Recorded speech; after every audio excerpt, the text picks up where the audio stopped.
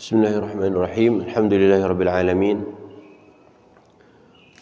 Wa bihi nasta'inu ala umuri dunya waddin wa ala alihi wa ashabihi wa man tabi'ahum bi ihsanin ila yaumiddin. Uhayyikum bi tahiyyatil Islam wa usallimukum bi ahsanis salam. Assalamu alaikum warahmatullahi wabarakatuh. Rabbi shrah li sadri wa yassir li amri wahlul 'uqdatam min lisani yafqahu qawli. Subhanaka la ilma lana illa ma 'allamtana innaka antal alimul hakim. Allahumma anfa'na bima 'allamtana wa 'allimna ma yanfa'una wa zidna ilma. Allahumma inna na'udzu bika min ilmin la yanfa' wa min qalbin la yakhsha' wa min nafsin la tashba' wa min du'ain la yusma'.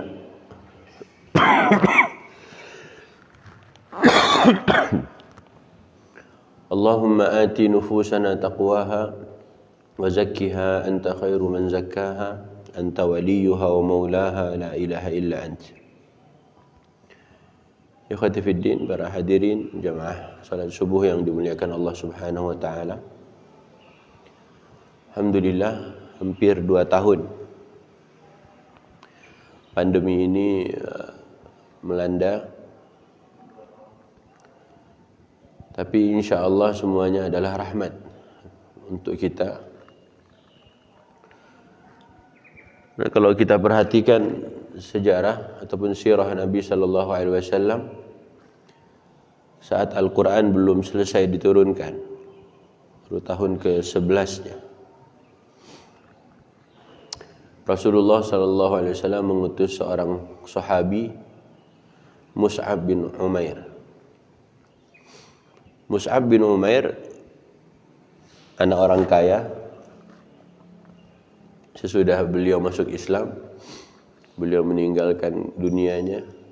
Kemudian beliau diutus menjadi dutanya Nabi sallallahu alaihi wasallam ke kota Yathrib ketika itu, yang hari ini kita kenal dengan kota Madinah. 2 tahun beliau di Madinah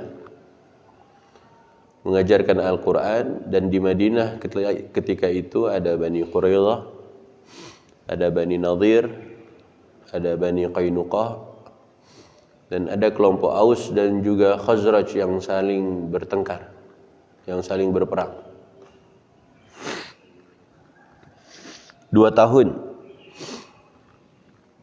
beliau hanya mengajarkan Quran, menyampaikan apa yang sudah didapatnya selama beberapa tahun di kota Mekah, dan kemudian Rasulullah sallallahu alaihi wasallam pun diizinkan untuk hijrah.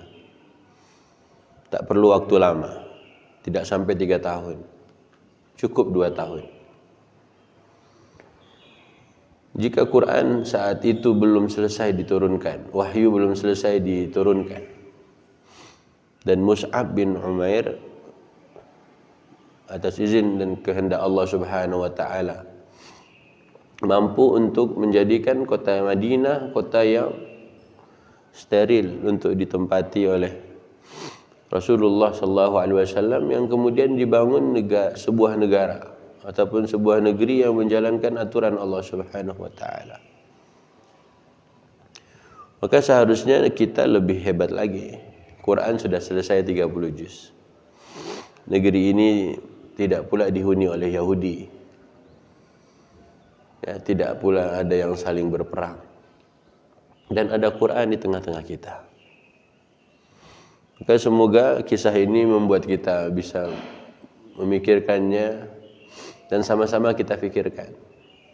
Negeri yang Yahudinya banyak, Bani Nadir, Qainuqa, dan Bani Quraidah, dan ada dua suku yang saling berperang, Aus dan Khazraj, itu bisa ditaklukkan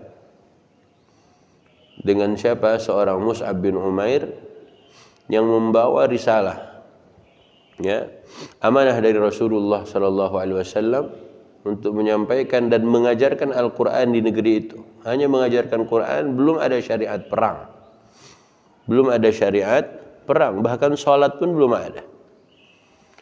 Karena fardu 5 kali sehari itu baru terjadi kapan? Di kota Madinah. Makanya kalau 2 tahun cukup, ya, berarti kita lebih dari cukup. Untuk apa? Untuk membuat generasi ini semakin baik. Untuk membuat generasi ini mengerti Al-Quran. Maka para ayah, ya, mungkin kita perlu baca sirahnya beliau. Membaca bagaimana seorang Mus'ab bin Umair mampu untuk melakukan itu, dan itu dutanya Nabi sallallahu alaihi wasallam. Dan ini perintahnya Rasul sallallahu alaihi wasallam. Sementara nanti di akhir hayatnya Nabi, Rasulullah mengutus seorang lagi sahabat, Abu Musa al-Ash'ari, ke negeri Yaman. Di negeri Yaman Nabi punya pesan khusus untuk Abu Musa. Dan ketika Abu Musa al-Ash'ari pulang dari Yaman, Rasulullah SAW sudah wafat. Dan tetapi Yaman sesudah itu semuanya masuk Islam penduduknya. Apa yang diajarkan oleh Abu Musa? Nggak ada yang lain. Waktu itu belum ada pelajaran hadis, belum ada pelajaran fikih. Tapi yang diajarkan adalah Al-Quran. Al-Quran yang hari ini tak pernah lebih halamannya dari 604 halaman. Yang tak lebih suratnya dari 114 surat. Yang tak lebih juznya dari 30. Tapi membuat rumah kita seperti apa? Jika ada negeri yang bisa masuk ke dalam Islam penduduknya hanya karena Quran, dan Mus'ab bin Umair sudah membuktikan itu. Saat diusir oleh petinggi-petinggi Yahudi, dedengkot Yahudi Madinah ketika itu, Mus'ab punya pilihan lain yang membuat mereka harus takluk pada pilihan Mus'ab. Walaupun tantangannya berat, tapi 2 tahun cukup untuk Rasulullah SAW mampir ataupun tinggal di situ. Abu Musa juga demikian, dan beberapa sahabat yang diutus ke Yaman. Ala kulli hal semuanya diutus untuk mengajarkan Al-Quran. Mungkin bapak-bapak juga sama, apalagi bapak-bapak muda, ayah-ayah yang masih muda, menghadapi anak saat pandemi ini. Kalau dia punya Quran, insya Allah jadi. Insya Allah jadi. Tapi serius. Makanya Israfil belakangan mendengar adabnya anak-anak itu hilang. Gimana? Bayangkan tuh, ustadznya ngajar daring atau ustazahnya ngajar, anaknya ngapain? Ditanya mana fulan, mana fulanah, kata bapaknya lagi ke belakang ustadz, saya lagi gantiin anak saya. Subhanallah. Jadi banyak masukan-masukan dari para guru, hilang adabnya anak-anak itu ketika belajar. Padahal dia waktu di sekolah rajin sholat duha, murojaah hafalan sama gurunya.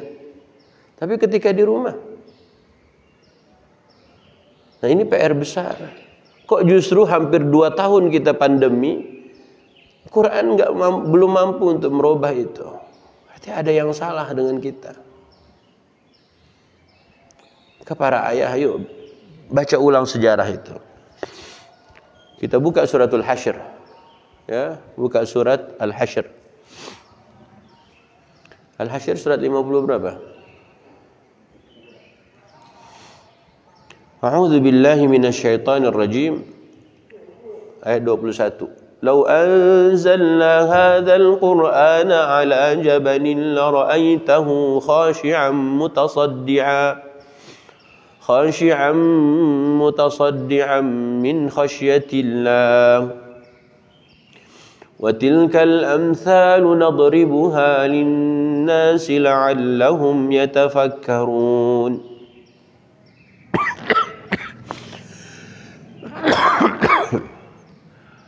Siapa mau bacakan terjemahnya?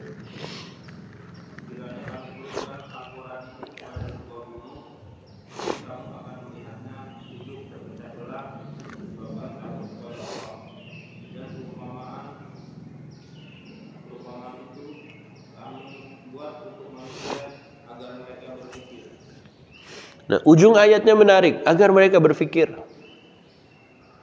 La'allahum yatafakkaruna, agar mereka berfikir.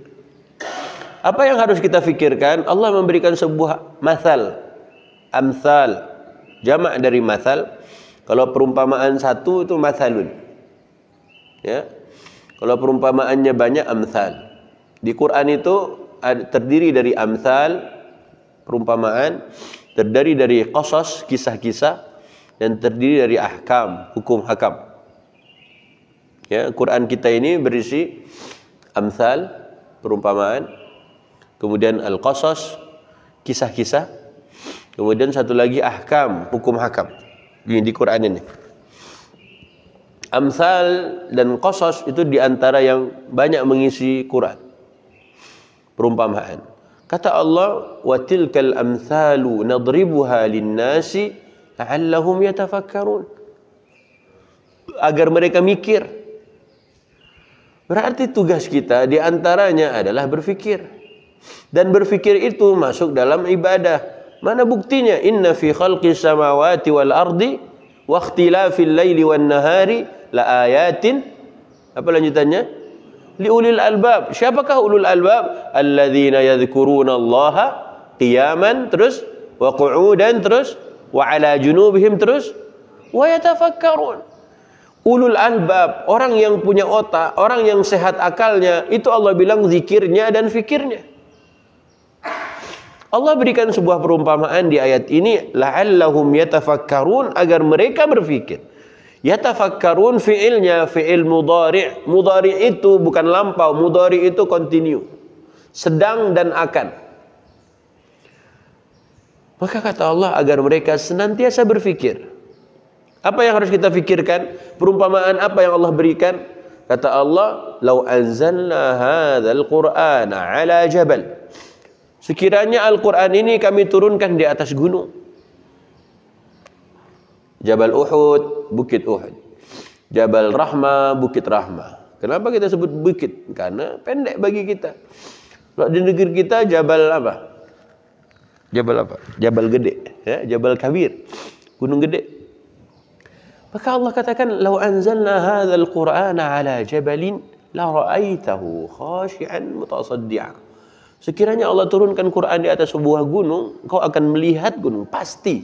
Ada lam di depannya itu, la ra'aitahu, sungguh pasti engkau melihatnya. Melihat apa? Gunung itu khashi'an, tunduk, mutasaddian, pecah, hancur dia. Gara-gara apa? Min khasyatillah, karena takut sama Allah. Masa bisa Ustaz? Coba aja lah. Kalau begitu ngancurin gunung, enggak usah pakai bor. Taruh aja Quran. Ya enggak lah. Allah bilang sekiranya Quran Allah turunkan di atas gunung. Percaya enggak sama ini? Percayalah Ustaz. Kalau percaya, pertanyaannya, mengapa hati manusia yang di situ targetnya Quran, kenapa enggak bisa tunduk? Gunung yang kokoh, gunung yang besar, gunung yang batu itu, turunkan Quran di atasnya bisa pecah, kata Allah. Ini hati. Hatinya di dalam dada masing-masing kita, hati itu, kalbu itu, tidak bisa lembut. Enggak loh Ustaz, lembut Ustaz. Ya kalau lembut mana buktinya? Quran ini pengaruhnya apa? Pengaruh Quran bagi diri apa?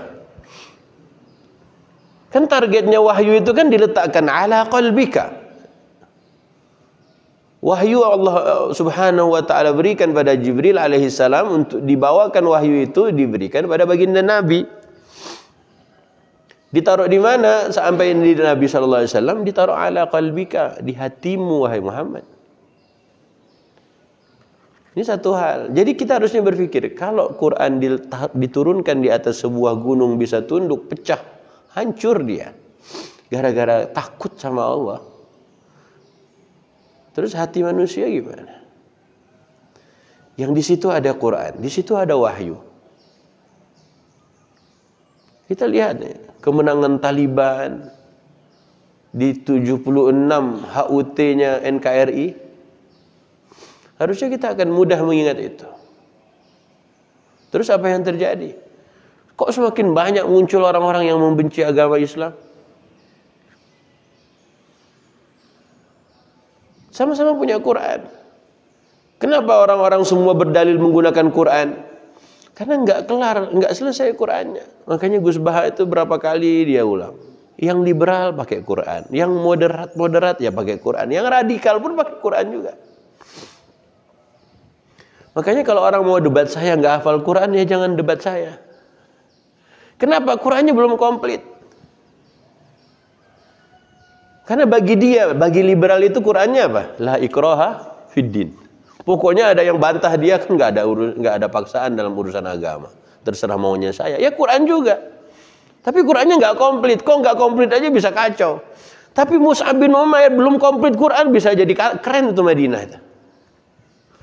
Apa yang salah? Yang moderat ayat Quran juga. Apa ayatnya? Islam itu rahmatan lil alamin. Pokoknya semua rahmatan. Bagi dia rahmatan itu ya tanpa jihad, tanpa perang, pokoknya baik aja semua. Ya keliru juga dia. Islam itu kan adil. Yang diajarkan oleh Islam itu keadilan, bukan kesetaraan. Masing-masing pada porsinya. Proporsional itu Islam. Oke. Jadi perintah ayat ini adalah agar mereka yatafakkaruna. Yuk kita berpikir. Sederhana kan cara apa yang harus kita pikirkan, sederhana banget. Jika Allah turunkan Quran di atas sebuah gunung, engkau pasti akan melihat gunung itu hancur, tunduk gara-gara takut sama Allah. Perumpamaan ini Allah kasih ke kalian biar kalian mikir. Oke, yang kedua, buka surat Al-Baqarah.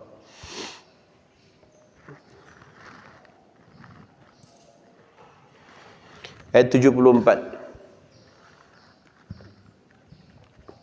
A'udzu billahi minasyaitonir rajim. Tsumma qasat qulubukum min ba'di dzalika fahiya kal hijarati aw ashaddu qaswah. Wa inna minal hijarati lama yatafajjaru minhul anhar. وَإِنَّ مِنْهَا لَمَا يَشَّقَّقُ فَيَخْرُجُ مِنْهُ الْمَاءُ وَإِنَّ مِنْهَا لَمَا يَهْبِطُ مِنْ خَشْيَةِ اللَّهِ وَمَا اللَّهُ بِغَافِلٍ عَمَّا تَعْمَلُونَ. Apa artinya?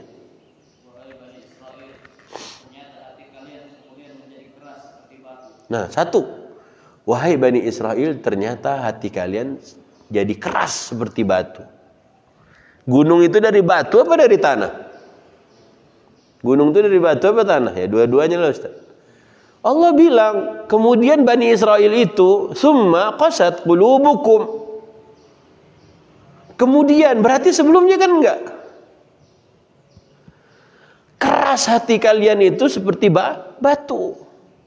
Fahiya kal hijarah. Yang kita sebut hajar-hajar itu, kalau hajar itu besar. Hijarah itu kecil aja, batu. Lebih kecil ukurannya. Lanjut. Nah, subhanallah, bahkan au asyaddu qaswah.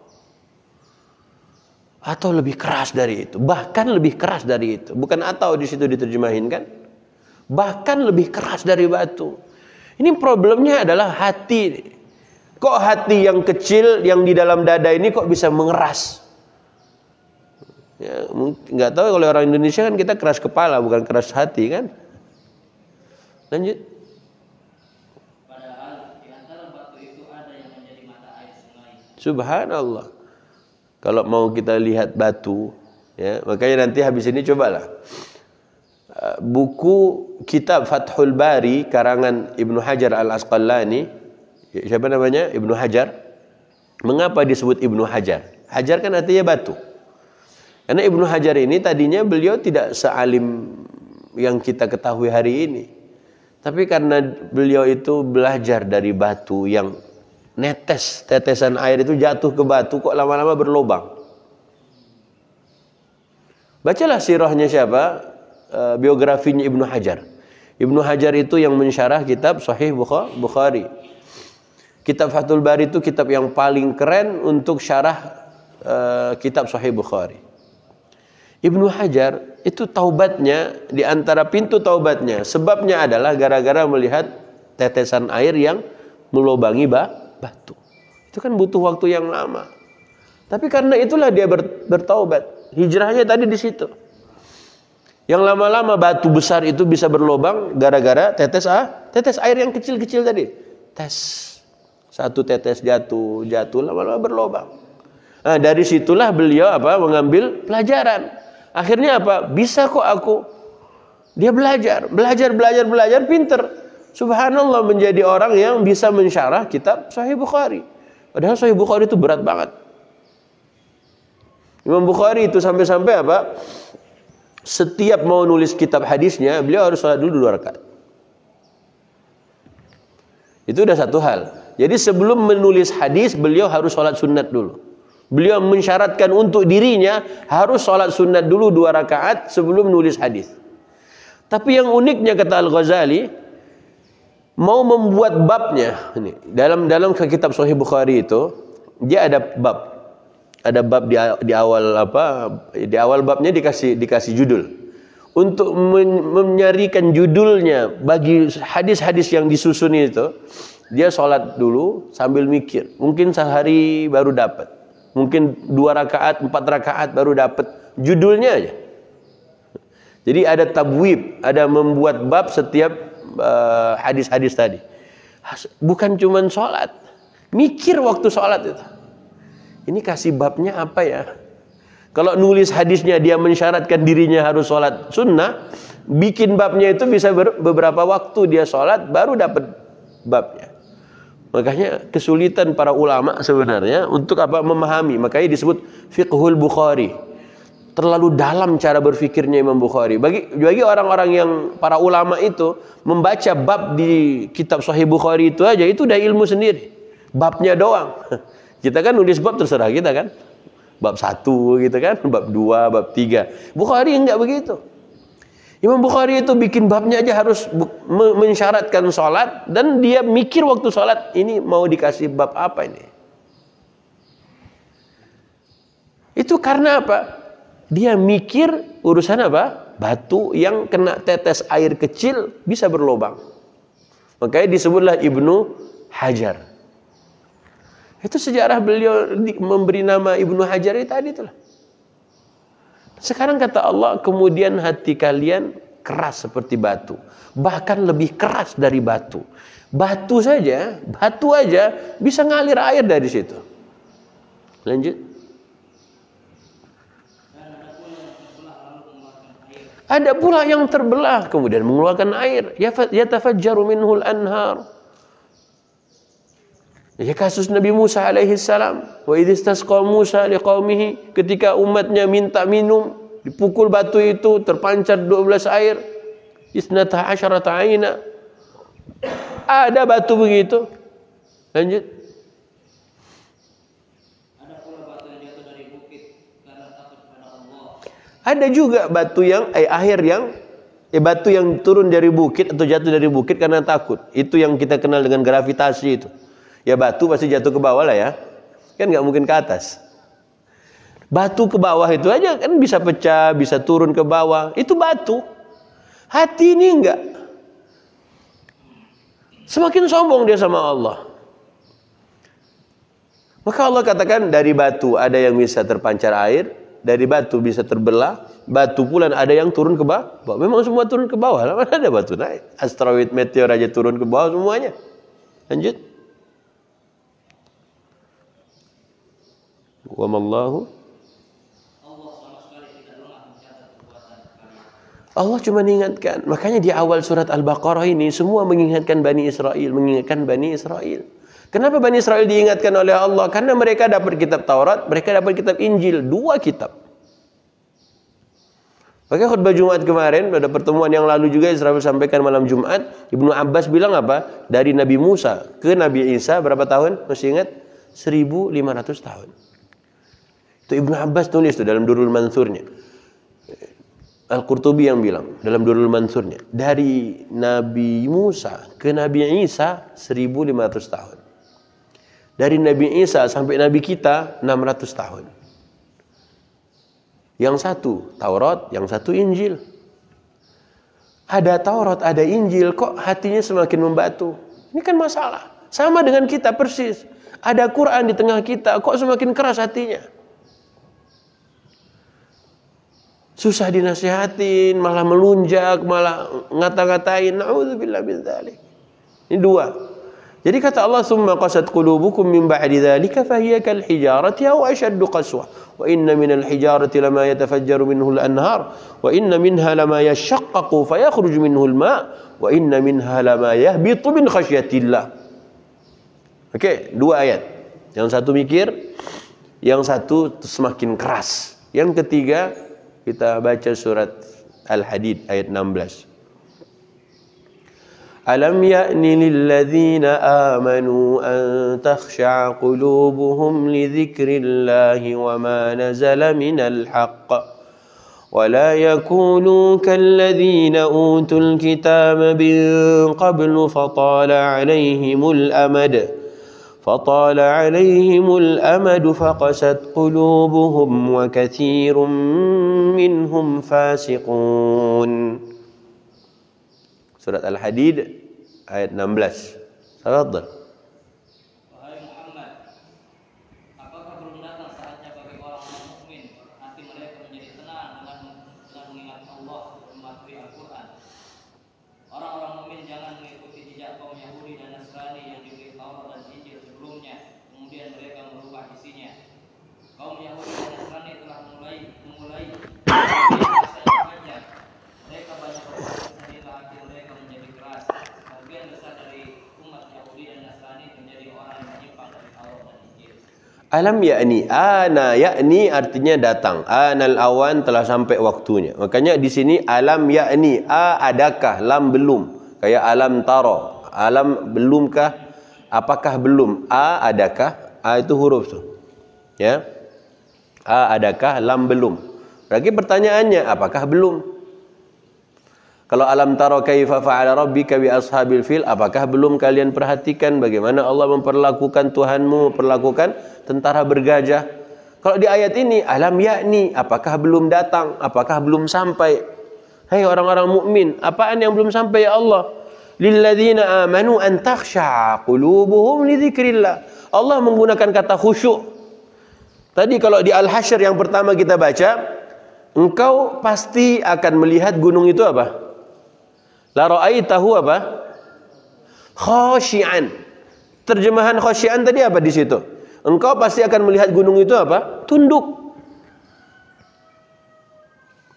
Di ayat ini Allah gunakan kata yang sama, khusyuk juga. Belumkah tiba saatnya bagi kalian orang-orang beriman untuk tunduk?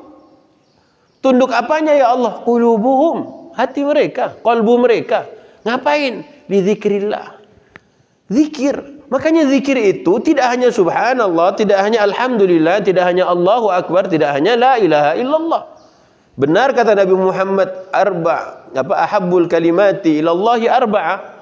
Kata yang paling disukai oleh Allah, kalimat yang paling disukai oleh Allah ada 4. Subhanallah, walhamdulillah, wa la ilaha illallah, wallahu akbar. Benar. Tapi kan di Ali Imran tadi, alladzina yadhkurunallaha qiyaman. Dia berzikir, mengingat Tuhannya, berdiri, duduk, berbaring. Wa yatafakkaruna fi khalqis samawati wal ard. Dan dia memikirkan tentang langit dan bumi, bagaimana diciptakan keduanya. Nah, fikir di sini pun masuk ibadah juga. Bapak-bapak pulang ke rumah, ya kan? Kenapa pohon ini hijau? Kenapa pohon ini tinggi? Kenapa pohon ini bagus? Dia mikir. Ustaz tadi kan langit dan bumi, kan di bumi ada pepohonan. Suruh mikir langit tidak bisa-bisa kita. Oke, belakangan coba lihat orang-orang barat itu. Sekarang NASA berantem sama yang punya Amazon. Gara-gara apa? SpaceX itu, angkasa yang di dapat izin yang si Jeff ini nggak dapat. Oh, kesel si Jeff. Lapor ke pengadilan, adukan ke pengadilan. Berantem dia. Gara-gara apa? Masing-masing berlomba bikin pesawat luar angkasa. Kita nggak pernah, belum kepikiran untuk bikin pesawat keluar angkasa. Mereka berantem gara-gara itu sama NASA. Orang-orang kaya tuh berantem karena pengen ke luar angkasa. Kita boro-boro keluar angkasa, keluar rumah aja pikir. Dia udah ke sana, kita belum kemana-mana. Udah nggak kemana-mana, Qur'annya nggak dipikirkan pula. Payah, bukan payah ya, parah juga kita nih kan. Ada Quran, minimal tadi lah 2 tahun pandemi dipikirkanlah Quran ini. Ustaz kan kita nggak bisa keluar rumah, ngapain pikirin Quran keluar rumah? Kata Ibnul Jauzi dalam Saidul Khatir, ada orang dia keliling-keliling dunia, pergi dari Inggris misalnya ya, Inggris, dari London dia pergi ke Amerika, dari Amerika pergi ke Turki, dari Turki dia pergi ke Saudi Arabia, dari Saudi Arabia ke Singapura, Singapura ke Indonesia. Dia keliling-keliling itu ternyata masih di dunia. Kita mungkin melihatnya kan keren, masih di dunia kan dia. Tapi ada satu orang lagi berbeda. Dia setiap hari cuma di atas sejadahnya, bersama dengan mushafnya, dia berinteraksi dengan Robnya, setiap hari 7 lapis langit dilewatinya. Dia udah keluar dari angkasa, bukan cuma keluar dari angkasa, 7 lapis langit udah dilewati, dan dia di rumahnya. Di atas di mihrabnya, di atas sejadahnya, bersama mushafnya, berduaan dengan Robnya. Makanya kata Nabi SAW, di atas langit ke-7 sampai ke arasy Allah itu masih ada berapa? 70.000 cahaya lagi. Makanya dalam doa kita memohon pada Allah Subhanahu wa taala, kata Nabi Muhammad, kalau kalian minta surga, idza sa'altumullah al-jannah, jika kalian memohon surga pada Allah, maka mohonlah surga al-firdaus yang paling tinggi. Berarti kita diajarkan, dimotivasi oleh Nabi ingin sesuatu, ambillah, raihlah yang paling keren. Saya dulu sering bercanda sama teman-teman, kalau antum punya rencana menikah itu punya 4 istrinya, dapat 1 alhamdulillah, dapat 4 itu yang antum rencanakan, kan gitu. Ini nggak pernah, yang masih sendiri nggak pernah kepikiran untuk menikah. 1 pun susah Ustaz. Kalau gitu lama nanti. Makanya tulisannya di kaos-kaosnya itu jomblo fisabilillah gitu kan. Ya kan Rasulullah tuh motivasi loh itu. Anda ingin minta surga, jangan yang Ustaz di emperan surga aja lah Ustaz. Inilah masalah kita. Rasulullah nggak pernah ngajarin gitu. Rasulullah bilang apa? Idza sa'altumullahal jannah fas'alil firdaus al-a'la. Anda pengen surga, minta sama Allah yang paling tinggi. Yang paling tinggi. Berarti kita diajarin apa? Ya, raih sesuatu tuh yang benar-benar keren. Nah, kemudian kata Nabi, karena atapnya surga firdaus itu adalah arasy Allah. Berarti kayak kita di bumi hari ini, atap kita kan langit. Di atas langit 7 sampai ke arasy masih 70.000 cahaya. Subhanallah kan, keren banget kan. Maka minta sama Allah. Ikhwati fiddin, Allah Subhanahu wa taala cuma tanyakan lagi pada kita, "Hei, belumkah waktunya?" Belumkah waktunya? Zikir iya, Bapak baca Quran, zikirlah itu. Makanya An-Nawawi mengatakan zikir yang paling utama baca Quran. Ibnu Taimiyah bilang Quran yang paling keren adalah yang dibaca ketika sholat. Kata Nabi Muhammad, sholat yang paling afdal adalah tulul qunut, yang lama berdirinya. Ustaz, jangan Ustaz Ilyas main subuh aja yang panjang. Memang begitulah panjang subuh itu. Ya walaupun kalau mau sholat subuh pakai inna atau ina pun nggak apa-apa lah, sekali-sekali. Tapi tadi ya, zikir afdal, kata Nawawi, An-Nawawi rahimahullah apa? Qiraatul Quran. Itu zikir yang utama. Ibnu Taimiyah bilang, Quran yang dibaca ketika sholat itu yang lebih keren. Kalau kata Nabi Muhammad SAW dalam hadisnya apa? Afdalus salati, salat yang utama, tulul qunut, yang lama berdirinya. Jadi bapak-bapak kalau nanti tahajud di rumah, ya, itu lama berdirinya. Lama berdiri kenapa? Ya karena dia mikir. Kan nggak mungkin dia lama berdiri dia diam-diam aja.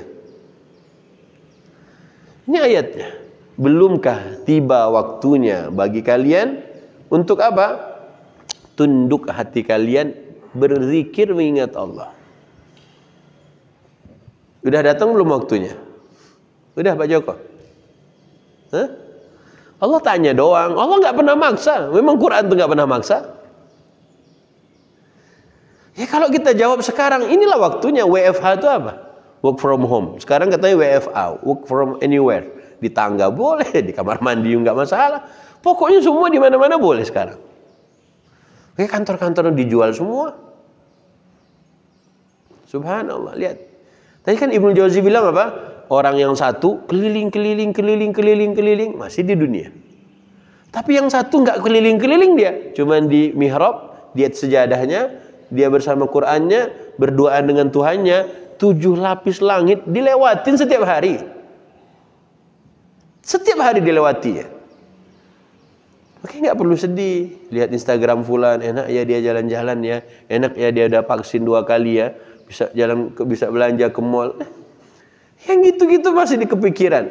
Rasulullah, coba carikan hadis Rasulullah seumur-umur hidup beliau pernah lihat laut.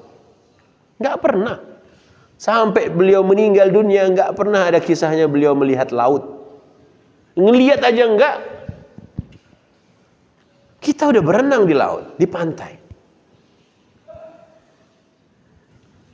Terus membuat Nabi, ya gak asik hidup ini. Nggak ada pun. Kota Mekah gersang, tapi lisan Nabi zikir. Kita kota kita ini. Makanya orang Arab kalau ke Indonesia lihat hijau, lihat air mengalir, dia langsung jannah, jannah. Surga kata mereka.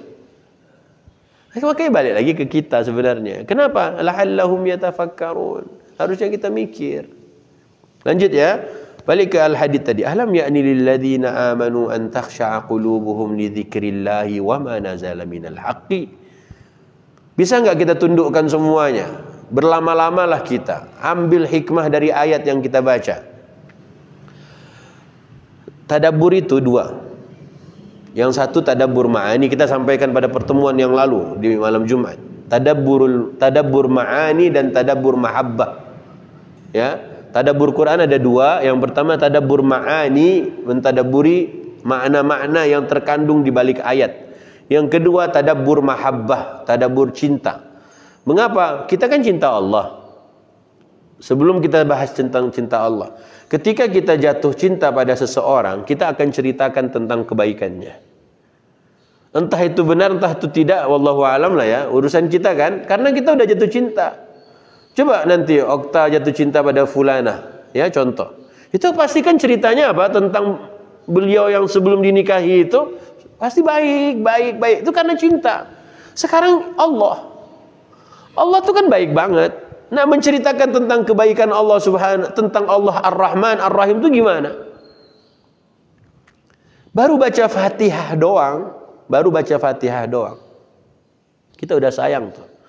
Allah tuh baik banget ya. Kita ulang Ar-Rahman Ar-Rahim, Ar-Rahman Ar-Rahim. Terus kita ceritakan Allah tuh baik banget. Allah bikinkan langit buat kita sebagai atap. Alladzi ja'ala lakumul arda firasyan, menjadikan bumi sebagai tempat buat kita menetap. Wassamaa'a binaan, langit sebagai atap. Itu kan udah tanda baik banget Allah itu. Coba nggak ada langit, keluar kita dari bumi ini, entah kemana lah kita. Ya, Allah baik banget, kita ceritakan. Nah, ini tadabbur mahabbah. Ada orang baca Quran, baca terjemahannya, dia dapat yang kayak begitu. Baik banget ya Allah. Padahal dia bukan alim, bahasa Arabnya juga terbatas. Makanya tadabbur itu 2. Yang satu ma'ani. Makanya yang ma'ani ini untuk para ulama ini. Dia akan menyelami lebih jauh tuh makna-makna ayat yang terkandung di ayat tadi itu. Itu dia tadabbur, tapi tadabbur ma'ani. Nah, ini para ulama. Oke lah para ulama, kita bukan ulama. Kita ambil yang kedua, tadabbur mahabbah. Nah, tadabbur mahabbah ini untuk awam kayak kita. Dengan keterbatasan bahasa Arab yang kita kuasai, ilmu tafsir yang mungkin kita tidak memilikinya, tapi kita bisa baca kitab tafsir, kita bisa gunakan akal sehat kita bisa untuk merenungkan isi Quran, kita bisa mikir. Akhirnya bismillah kita coba. Ambil 1 ayat, 2 ayat, 3 ayat. Bismillah kita lakukan. Itu yang kita sampaikan malam Jumat kemarin. Tentang tadaburnya ulama dan tadaburnya orang awam. Karena Quran ini Allah turunkan agar ditadaburi. Tadabur itu bahasa paling mudahnya agar kalian fahami. Jika seorang Quraisy Syihab menerjemahkan sebagai sebuah refleksi, apa yang saya dapat? Maka Israfil tertarik dengan Gus, bukan siapa namanya? Bukan Gus Baha. Adalah salah satu orang Indonesia. Siapa namanya? Ya, itulah dia. Yang Ma'iyahan siapa namanya? Ma'iyah di Jogja. Yang alumni Gontor? Bapak-bapak udah tua, suka ngeritik penguasa. Nah, ada yang tahu? Astagfirullahaladzim. Astagfirullah. Cak Nun. Cak Nun itu aja dia tadabbur. Kalau Cak Nun kan belajar Ustaz. Bapak-bapak kan apa? Enggak kalah hebat sama Cak Nun kan? Jadi Cak Nun itu sampai bilang begini, anaknya tafsir itu mazhab, anaknya tadabbur itu akhlak. Kita sering sampaikan tuh. Orang kalau baca kitab tafsir, dia akan banyak mazhab yang dia tahu. Makanya kita kalau baca kitab tafsir, nanti kita akan baca qala Qatadah, berkata Qatadah. Qala Mujahid, berkata Mujahid. Qala Ibnu Abbas, berkata Ibnu Abbas. Itu orang baca tafsir. Tanya Pak Haji waktu baca kitab Ibnu Katsir gimana? Ada pendapat nomor 1, dikemukakan Ibnu Katsir. Ibnu Abbas mengatakan demikian, Mujahid mengatakan demikian, Qatadah mengatakan demikian, Sa'id bin Jubair mengatakan demikian. Ini karena dia baca tafsir. Akhirnya apa? Karena banyak pendapat yang dibaca, nanti kita akan tahu betapa banyaknya mazhab dalam memahami sebuah nas, sebuah teks. Itu tafsir. Makanya bahasa beliau, anaknya tafsir itu mazhab. Tapi anaknya tadabbur apa? Akhlak. Berubah akhlak kita gara-gara kita baca ayat batu itu. Ayat gunung tadi itu berubah. Ibnu Hajar saja bisa merubah dirinya atas izin Tuhannya Allah Subhanahu wa taala, gara-gara melihat tetes batu yang kecil bisa melubangi batu yang sangat keras dan besar. Habis baca ayat yang barusan kita mau ngapain? Belum datangkah, belum tibakah waktunya? Hai orang-orang yang beriman, bagi kalian orang-orang yang beriman harusnya khusyuk hati kalian mengingat Allah. Kayak khusyuk enggak bisa 1 menit. Rasulullah aja larang kita sholat seperti ayam mematuk jagung. Makanya lama-lama sholat itu agar supaya semakin tunduk sama Allah. Para sahabat yang terkena panah. Siapa namanya? Abu Dujana dan teman-temannya Abu Dujana. Apa yang terjadi? Cabut anak panah ini ketika kau melihat aku sedang sholat. Jadi ketika mereka sholat itu benar-benar subhanallah, udah nggak berasa apa-apa lagi. Karena udah khusyuk banget dia. Allah cuma bertanya, alam ya'ni lilladzina amanu an takhsha'a qulubuhum li dzikrillah. Khusyuk berzikir mengingat Allah. Seperti para ayah lah, bapak-bapak menunggu syuruk, itu kan semuanya khusyuk banget itu. Dia duduk. Wallahu alam. Ya, pasti zikir-zikirnya luar biasa. Sampai-sampai seperti Nabi namat aini wala yanamu qalbi. Mataku terpejam tapi hatiku enggak. Mungkin bapak-bapak gitu juga kan, terpejam matanya. Tapi sebenarnya sedang berzikir, ya. Benar Ustaz Ilyas. Jadi bapak-bapak itu subhanallah kayak Rasulullah tuh. Namat aini wala yanamu qalbi. Terpejam mataku tapi hatiku tidak. Ya, tapi berbunyi. Allahu a'lam kok gitu. Subhanallah. Allah tanya, yang kedua, wa ma nazala minal haqq. Kan Quran ini berisi kebenaran seluruhnya dari Allah. Bisa enggak hati kita ini khusyuk mengamalkan isinya? Abdullah ibn Umar, putranya Umar bin Khattab, menyelesaikan Al-Baqarahnya 8 tahun. Atau dalam hadis, dalam riwayat satu lagi, Umar 12 tahun.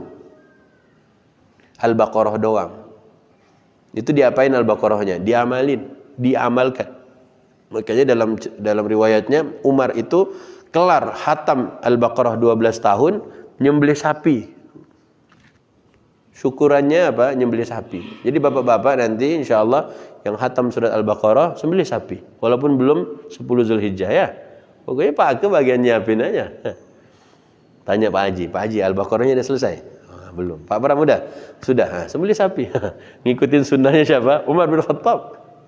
Itu kelarnya itu bukan ngapal, amal. Itu yang membuatnya lama berkutat dengan Al-Baqarah. Sampai benar-benar diamalkan. Subhanallah, para sahabat. Khusyuk hati mereka mengingat Allah. Tunduk dia saat apa? Membaca, berzikir mengingat Allah. Nah, itu dua pertanyaan ini Allah sampaikan, Allah tanyakan ke kita, Allah lanjutkan. Dan jangan kalian mengulang kesalahan yang sama seperti yang dilakukan oleh Bani Israel. Mereka diberi Taurat, mereka diberi Injil, tapi waktu yang lama membuat mereka semakin keras hatinya. Dari hijrahnya Nabi sampai hari ini sudah 1443 tahun. Lihat hati kita, lihat kalbu kita yang harusnya bersemayam Al-Quran di situ, yang harusnya membuat akhlak kita menjadi apa? Berubah gara-gara banyak yang kita fikirkan. Kalau enggak, ya berarti mengulang kesalahan yang sama. Kemudian tadi kata Allah, hati kalian menjadi seperti batu, mengeras seperti batu, bahkan lebih keras dari batu. Ini target kita jelas. Maka anak-anak di rumah, saat dia kesel sama orang tuanya, ya, saat dia sedang bermain FF, ya, bermain game, diajakin sholat malah bantah, disuruh belajar malah bantah. Itu kenapa? Apakah karena nggak ada Quran? Coba orang-orang tua dulu. Modalnya sederhana banget. Ngajarin anak-anak supaya belajar Quran TPA. Tapi setiap dipanggil nurut dia. Anak sekarang. Cucunya. Dipanggil. Yuk salat dulu sama kakek yuk. Yuk salat sama atuk. Atuk aja lah dulu. Itu alhamdulillah kalau masih nyaut. Kalau nggak nyaut. Apakah karena Quran belum masuk ke hatinya?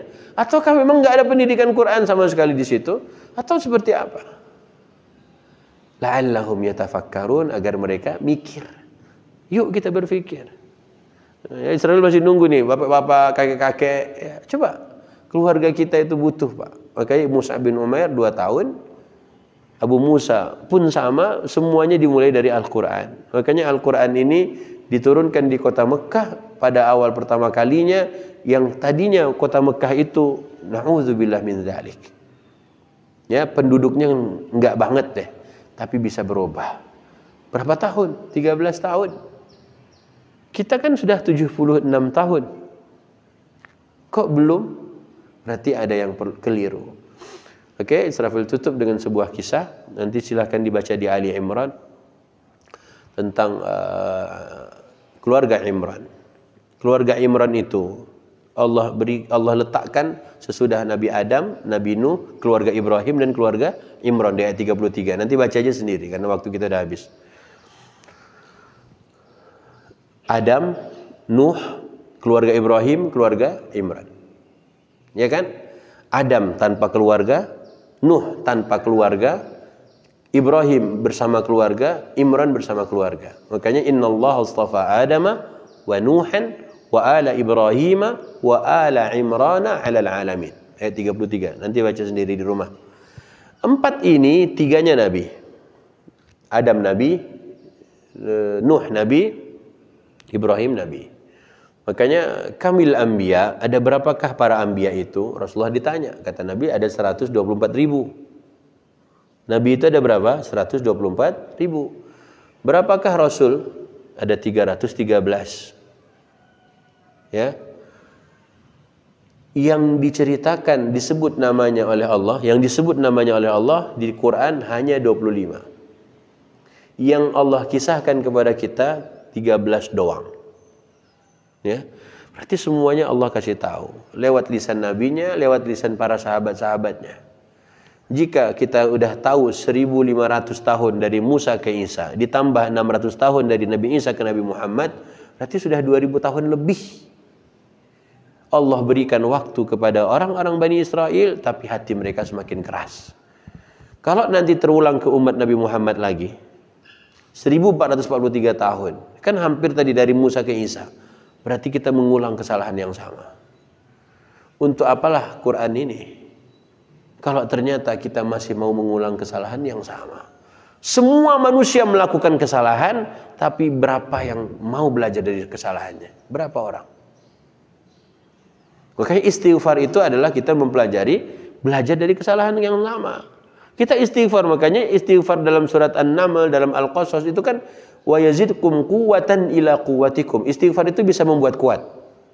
Ya, waktu Nabi Saleh ngomong ke kaumnya, istighfar itu bisa membuat kalian Allah tambahkan kekuatan. Kenapa bisa ditambah kekuatan dengan istighfar? Karena tadi kita belajar dari masa lalu, kan astagfirullah terhadap dosa saya yang kemarin. Akhirnya dia belajar. Itu yang membuat kita semakin kuat, karena belajar dari masa lalu. Makanya Allah katakan Ibrahim ada keluarganya. Kalau Adam dan Nuh kok nggak ada keluarganya? Berarti satu anak yang durhaka coret dari kakak. Dicoret dari kakak. Allah katakan Allah pilih Adam, Allah pilih Nuh. Tapi Ibrahim Allah pilih keluarga Ibrahim. Anaknya Nabi Nuh satu saja yang ingkar. Kan 4 anak Nabi Nuh kan? Yang ingkar kan cuma satu, kan Ando. Anak Nabi Adam, cowoknya 2, ceweknya 2. Yang satu yang bunuh saudaranya. Lihat, satu bermasalah, coret dari kakak. Kan gak enak banget. Nah, kenapa keluarga Ibrahim dengan keluarganya? Karena Allah, Ustaz, kan ayahnya Ibrahim kan kafir buat patung. Allah tak hitung dari bapakmu, Allah hitung dari kamu. Ibrahim ke bawah. Ibrahim ke bawah keren semua. Ibrahim punya anak sampai Nabi Muhammad SAW nanti. Nah, Israfil ingin yang keempatnya, keluarga Imran. Nah, keluarga Imran ini, Imran bukan nabi, istrinya Hannah pun bukan nabi, karena nggak ada wanita yang menjadi nabi. Tapi uniknya, ketika Allah ceritakan nanti di ayat berikutnya, saat saat Hannah istrinya Imran itu mengandung, dia minta apa? Dia minta anak cowok. Dia bilang, ya Tuhan, nanti anak yang sedang kukandung ini bisa menjadi orang yang berkhidmat di Baitul Maqdis. Muharraran bahasa Qur'annya. Tapi dia dapat siapa? Dapat perempuan. Inni wada'tuha unsa. Ya Allah, kok yang kulahirkan anak cewek. Walaysa dzakaru kal unsa, dan tidaklah sama anak laki-laki dengan anak perempuan. Tidaklah sama laki-laki dengan perempuan. Kata yang digunakan Quran adalah tidaklah sama laki dan perempuan. Makanya kata Ustaz Budi Ashari, sekolahan terakhir sebelum kemerdekaan negeri kita ini, yang ada di atas negeri kita ini, di bumi Indonesia ini, bumi Nusantara ini, ada di Siak Riau itu. Sekolah yang membedakan kurikulum anak laki-laki, santri laki-laki dan santri perempuan. Sesudah itu nggak tahu di mana lagi yang ada. Karena dari sejak TK sampai kuliah semuanya sama kurikulumnya. Ketika kurikulum sudah disamakan, padahal Allah bilang apa? Tidaklah sama laki-laki dengan perempuan. Akhirnya apa? Yang jadi koki, ya cowok ya koki, ya cewek pun pengen jadi koki. Lihat Mr. Chef itu kan, ada cowok ada cewek. Karena kenapa mereka berlomba? Karena memang yang ilmunya sama.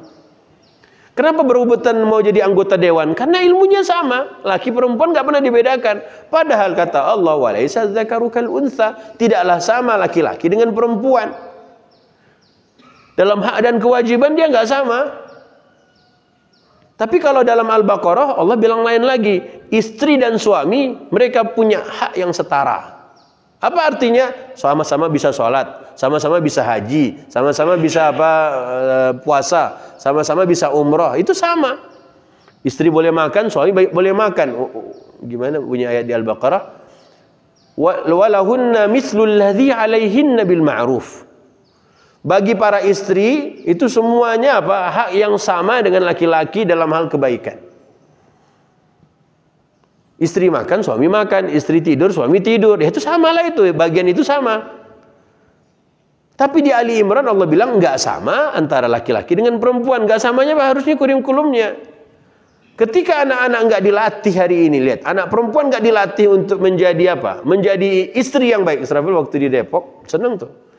Ada 12 santriwati yang dididik di sekolah tahfiz. Jadi sekolah tahfiznya punya program sendiri, tapi untuk wanita, untuk yang 12 santriwati ini diberikan waktu khusus untuk mereka diajarin macam-macam. Diajarin apa aja? Bikin brownies, nata bunga, bersihin kuku nanti kuku suaminya. Itu diajarin semua. Yang kayak gini kan nggak diajarin kalau dia sama dari dulu. Cowoknya belajar, ceweknya belajar di kelas. Ini kenapa bagian khusus santriwati ini diajarin yang seperti tadi? Bisa masak, bisa bikin kue, bisa bikin apa, menjahit tas. Karena tadi nggak boleh sama ini. Coba sekarang, suami menikah dengan putrinya bapak itu kan, akhirnya apa? Istrinya pun pengen belajar kayak suaminya. Lahir anak, istrinya pengen belajar, siapa yang jaga anaknya? Siapa yang jaga anaknya? Istri saya suka belajar, Ustaz. Ya, suaminya disuruh jaga anak. Dengar nangis saja belum tentu dia sabar. Padahal menyapinya, siapa yang bisa nyusuin? Kan Israfil lihat di YouTube bapak-bapak itu nipu anaknya. Ditaruh di sini botol kan, ditutup pakai bantal. Macam-macam. Itu gara-gara apa? Kita menyamakan kurikulum. Maka Ustaz Budi Ashari itu, mengapa beliau bikin kutab? Beliau tuh kritik masalah itu. Makanya kutab itu sesudah anak balik, mereka bikin konun kan? Mereka nggak bikin kutab. Kutab itu untuk yang sebelum balik. Sesudah balik nanti dia bikin kelas yang lain. Karena nggak bisa disamakan. Kalau disamakan semuanya kasihan nanti. Lah kenapa sampai ke situ ceritanya Ustadz? Makanya ketika ibunda Maryam melahirkan Maryam, dia bilang ke Allah, ya Allah kok anak perempuan? Ternyata Maryam yang dilahirkan oleh ibundanya ini sengaja dipersiapkan oleh Allah untuk nanti kemudian hari lahir siapa? Lahir siapa? Isa. Berarti anak perempuan hari ini itu menjadi PR besar para bapak. Didik anak itu Pak, biar dia jadi presiden nanti. Kalau sekarang anak-anaknya semuanya yang cowok yang lahir itu semua main game, ya gimana? Presiden yang lalu baca komik, kalau presiden sekarang main game, tetap berapa parah negeri ini. Kayak anak perempuannya disiapin dong. Itulah mengapa ada kisah keluarganya Imran. Ayahnya bukan nabi, Imran bukan nabi, punya anak menjadi hebat yang melahirkan cucunya nanti jadi nabi dia. Menunggu berapa tahun lagi Pak Ustadz? Ya wallahu a'lam lah. Ya Qur'annya nggak dipakai. Ini PR semua loh ini. Makanya mendidik anak perempuan, Anda membangun sebuah generasi. Anak perempuan. Makanya dikasih oleh Nabi, sukses mendidik perempuan 2 atau 3, jaminannya surga Pak. Surga langsung. Tapi kalau kita nggak mau pakai Quran, maunya pakai kata fulan, motivator itu dan ini, akhirnya apa yang terjadi? Ya udahlah kayak gini aja. 76 tahun negeri kita ini. Sekarang udah 5G, udah mau masuk 5G. Di Korea udah 6, udah 6G. Kita bicara tentang speed internet. Orang-orang speed internet zaman dulu nggak pakai speed internet. Mereka pakai Quran. Sesudah Isra Mi'raj itu putus, nggak ada lagi kita harus curhat sama Nabi semuanya. Kata Allah, Anda sekarang sholat, Anda langsung interaksi dengan Tuhan. Nggak pakai 5G itu. Langsung aja. Yang penting sholat, lama-lama khusyuk baca Quran. Ya, nanti silahkan baca kisah Imran. Allah berikan Imran putri. Putri ini dipersiapkan untuk melahirkan seorang nabi. Berarti anak perempuan sekarang kalau disamakan tetap kurikulumnya, bagaimana dia ngurus suaminya? Kayaknya ada salah seorang psikolog ibu-ibu yang sudah tua, Asrafil nonton juga itu waktu itu di mana? Di salah satu TV. Kata ibu ini, kita hari ini mendidik perempuan itu jadi wanita yang pinter. Tapi nggak pernah dididik menjadi ibu. Nggak pernah dididik wanita jadi ibu. Istri yang solihah mungkin, tapi ibu yang solihah. Padahal Quran ceritakan tentang ibunya Maryam. Allah bercerita tentang ibunya siapa? Ibunya Nabi Isa. Kalau hari ini ternyata ibu-ibu itu nggak dididik menjadi ibu yang solihahnya jadi istri doang, wah berat Pak. Dia jadi istri oke lah, tapi anaknya bagaimana? Ini PR besar kita ini. Banyak wanita-wanita yang hebat, tapi ternyata belum mampu untuk menjadi ibu. Karena sama kurikulumnya dengan laki-laki. Laki-laki kan tak dididik jadi ibu, tak dididik juga jadi ayah. Mungkin perlu sekolah laki-laki itu mendidik jadi ayah. Sebelum nikah itu kursusnya cuma berapa jam saja di KUA kan? Untuk mendapatkan sertifikat layak jadi apa pasangan yang suami istri. Tapi kan nggak jadi sampai ayah. Maka Quran memberikan kisah-kisah tentang para ayah. Makanya ayah itu harus mulai punya peran. Peran yang pertama seperti cerita Nabi Zakaria. Sesudah Maryam agak dewasa, Zakaria mengambil peran sebagai walinya. Begitu juga Nabi Ya'qub alaihissalam. Sesudah Nabi Yusuf bisa bicara dan bercerita, maka ayahnya menjadi tempat curhatnya. Maka peran-peran ini saling diisi oleh kita. Maka oleh Allah tadi disampaikan di awal, memikirkan inna fi khalqis samawati wal ardi. Ya, memikirkan tentang penciptaan langit dan bumi. Wahai para ayah, kalian adalah langitnya. Wahai para ibu, kalian adalah buminya. Bagaimanapun bumi tak mungkin jadi langit. Coba bumi membesarkan dirinya menjadi langit, hancur dunia ini. Makanya wahai para ibu yang mungkin nonton live streamingnya, jangan pernah jadi langit. Karena langit itu bagian menurunkan hujan. Bumi jangan minta. Ada pernah kata bumi, langit ngit turunin hujan. Oh parah itu, banjir nanti kelelep ente. Makanya kalau minta duit itu tunggu suami kasih ya. Orang langit yang nurunin hujan kan. Bumi bagian nerima, bumi bagian ngelola. Satu buat dirinya, satu buat tanaman ini, satu buat ini. Itu bagian ibu. Makanya bapak pun jangan ngatur. Mah, ini untuk ini aja ya. Urusan mengatur duit ibu lebih keren. Makanya, wahai langit, turunkan aja hujanmu, nanti bumi akan mengelola airnya. Itu karena memikirkan langit dan bumi. Itu aja sebenarnya. Dan masih banyak lagi tadabur-tadaburnya kalau kita mau. Maka oleh Allah sederhana, inna fi khalqis samawati wal ardi wa ikhtilafil laili wan nahari. Siang dan malam juga sama. Jika siang 24 jam, enggak 12 jam doang, malam 12 jam doang. Tapi ternyata di Eskimo enggak, di Kutub Utara enggak. Ya terserahlah. Pokoknya kita mau mikir. Mengapa ada gunung, mengapa bla bla bla bla. Allah alam bisawab, mikir yuk. Pandemi masih lama, ya. Mungkin masih setahun lagi. Tapi kalau mau pakai Quran, tadi buktinya siapa? Mus'ab bin Umair. Tak lebih 2 tahun. Kelar itu kota. Sak kota Madinah itu, sak kota Yatrib itu tunduk semuanya. Nabi datang jadi negara. Kita bisa kok ada negara di rumah kita. Ada baiti jannati. Peran siapa? Peran ayah yang mau belajar Quran. Makanya silahkan yang mau belajar ngaji, Masjid Munawarah ada Ustadz Ilyas. Masa Israfil lihat anak-anak aja belajar ngaji. Bapak-bapaknya ayolah.